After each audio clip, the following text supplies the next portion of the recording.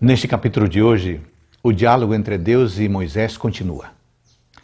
Apesar do argumento poderoso de Deus para encorajar seu servo antes da grande tarefa para a qual ele o comissionou, Moisés ainda está relutante, está preocupado.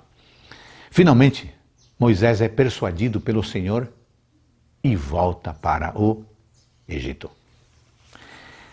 Tendo sido recentemente comissionado para tirar os filhos de Israel da escravidão, Moisés estava preocupado com a reação dos egípcios. Também estava preocupado com os seus compatriotas. Mas o Senhor lhe disse: "O que é isso que você tem na mão?" "Um bordão", respondeu Moisés. Então ele lhe disse no verso 17: "Leve, pois, na mão este bordão, com o qual você fará os sinais." A maioria de nós está familiarizada com os grandes milagres associados a esse bordão quando Moisés obedeceu ao Senhor. Ele era insignificante em si mesmo, mas esse bordão se tornou um instrumento poderoso quando foi entregue ao Senhor. E Moisés se tornou um instrumento poderoso quando se entregou ao Senhor. Enquanto ao bordão, parecia que era apenas uma vara. Mas aquele instrumento pastoril com o qual trabalhava arduamente mostrava os 40 anos que ele havia passado no deserto em seu exílio do Egito, trabalhando como pastor de ovelhas. Aquele bordão representava aquela escola na qual Deus o havia introduzido 4 décadas atrás. Seu caráter havia sido forjado à luz daquele deserto esquecido. Ele havia aprendido mansidão, temperança, autocontrole e outras virtudes muito necessárias à liderança. Foi atrás de ovelhas e com areia até as orelhas que seu caráter se ajustou à altura do que Deus procurava em alguém para apacentar e conduzir com aquela vara um povo inteiro da escravidão para a liberdade. A caminho do Egito, Moisés teve um estranho encontro com o Senhor. A história diz que Deus queria matar Moisés.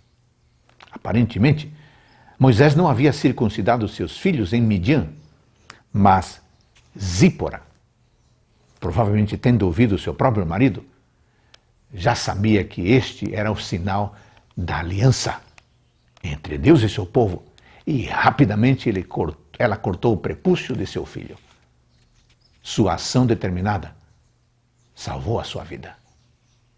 Foi outra grande lição sobre a prática da verdadeira religião que Moisés teve que aprender antes de empreender sua grande tarefa. Como ele poderia ir ao encontro do povo com um chamado à fidelidade, à fé do Deus de Abraão, sem praticá-la ele mesmo? Antes de Deus usar uma pessoa em público, essa pessoa deve ser primeiro obediente a Deus em casa, a sós.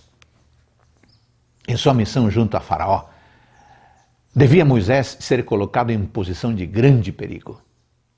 Sua vida unicamente podia preservar-se pela proteção de santos e poderosos anjos. Enquanto vivesse, porém, na negligência de um dever conhecido, não estaria livre de perigo, pois que não poderia estar protegido pelos anjos de Deus. Obediência em casa, antes de exposição pública. Deus nos concede habilidades e ferramentas para o cumprimento da missão, mas, acima de tudo, o Senhor espera total obediência aos seus mandamentos, pois a obediência é a evidência de um compromisso total com o Senhor. Ótimo dia para todos nós e que hoje vivamos uma vida de obediência. Amém.